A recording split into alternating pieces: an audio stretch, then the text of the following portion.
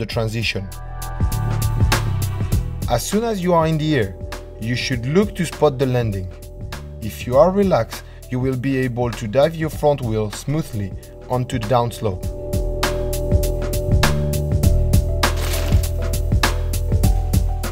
Squashing a jump will allow you to smoothly negotiate a distance that is too short for the speed you are traveling. It can also be used to gain speed down the trail. This is done by absorbing the takeoff transition. We have been seeing many scenarios for jumping. In this situation, you can see a pretty nice run-in into a pretty steep transition.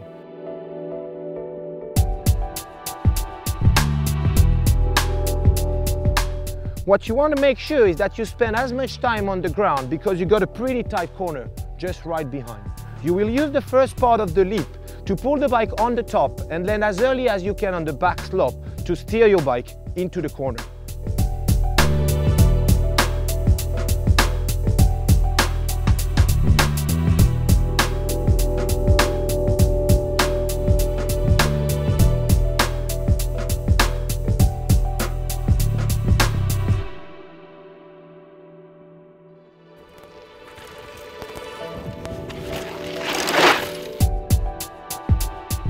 Coming onto a step down, slightly pulling on the handlebar or pushing the bike forward will allow you to nose your front wheel onto the landing.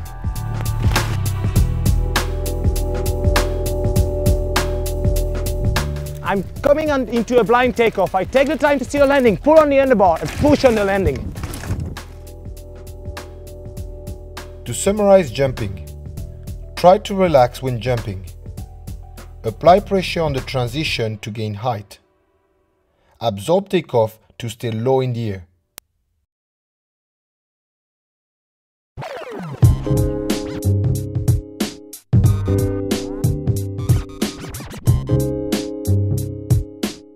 Riding a drop-off is a situation you will face all the time in all mountain riding.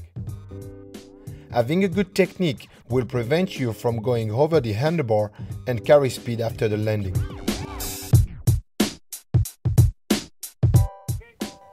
As you can see here, we have a pretty big drop-off onto the flat. What you want to make sure is that when you get to the edge, you'll be ready to extend your arm to move your bike forward. Extend your legs to bring your rear wheel as early as you can onto the ground.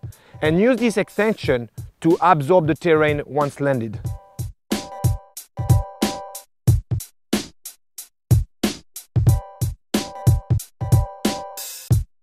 As you can see, my arms are extended, legs are bent, and my weight is right over the back wheel. Once the rear wheel comes off the drop, I extend my legs down and my weights move back to the center of the bike, ready to absorb.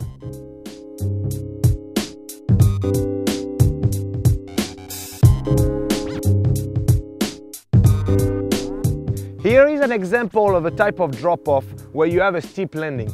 You want to make sure that you don't drop your rear wheel first and take the risk to flip yourself over the back. You want to make sure that you apply a pressure on your handlebar to dive your front wheel into the landing and be able to control your speed as early as possible.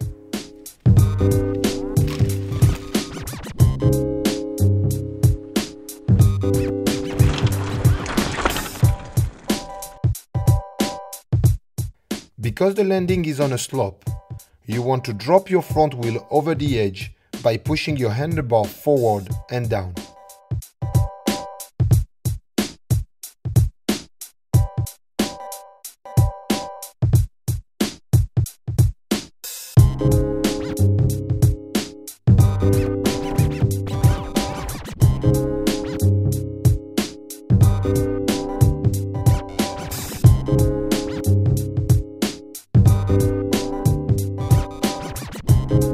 So as I am approaching the step down, what I want to do is control my speed, look at the landing and dive into it.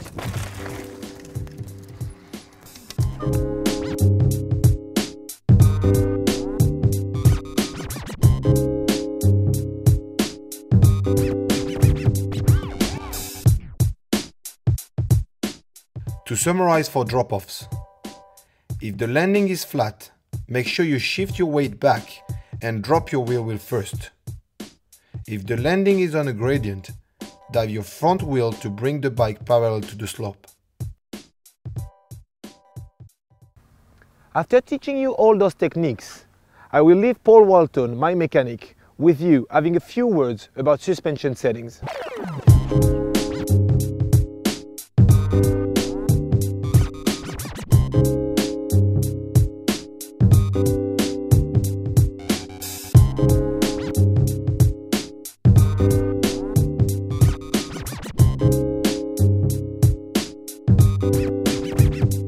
Hi, my name is Paul Walton and I'm the mechanic for the Mondraker factory team. I've been working with Fabien Barrel for 8 years and this is the 4th year as a mechanic for the team.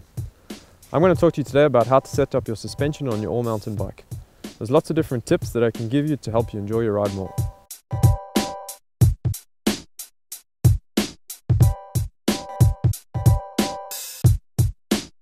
Right, so the first thing we need to set up is the sag. Depending if you've got an air fork or a spring fork, you've got two different ways of doing that. Both of them will be done on the top here by this little knob. In this case it's an air fork, so by unscrewing this cap you've got an air valve underneath. On the other forks with a spring top, this little cap, by turning it preloads the spring. The sag you're wanting to look for is between 25 and 30%, sometimes a little more, sometimes a little less. And what you do is you climb on the bike into your riding position, leaning against the wall is normally the easiest, and slightly push on the fork. You'll see that this little rubber ring will move up the fork. When you get off the bike, it'll be left up, and if you measure the distance from that little rubber ring to the top of the seal, you'll get a measurement that you can then divide and get your percentage.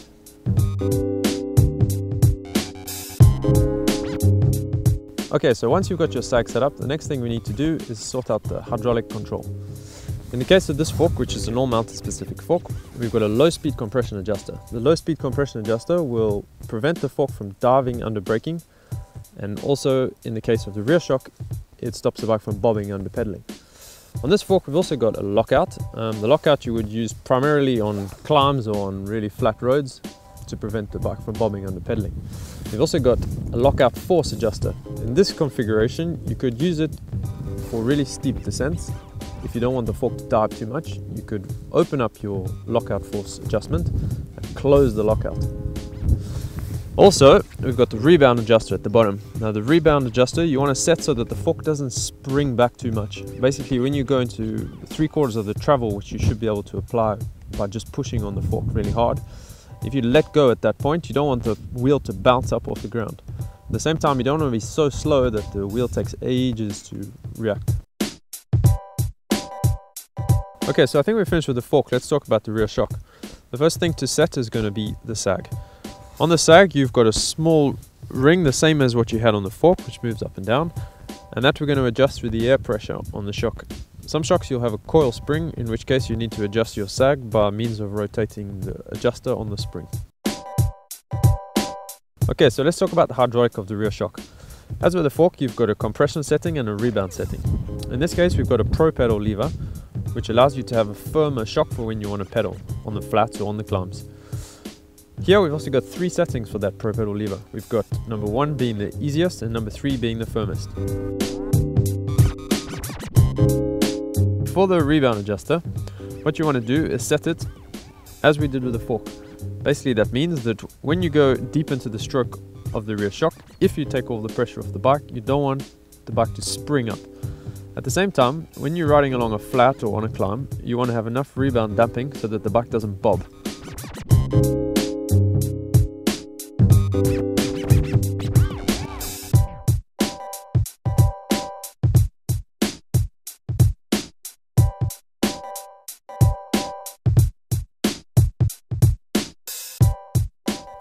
There you go guys, I hope you guys learned some good tips. We definitely had good laughs doing this DVD. I probably will see you sometimes on the trail, so don't forget to have fun and enjoy.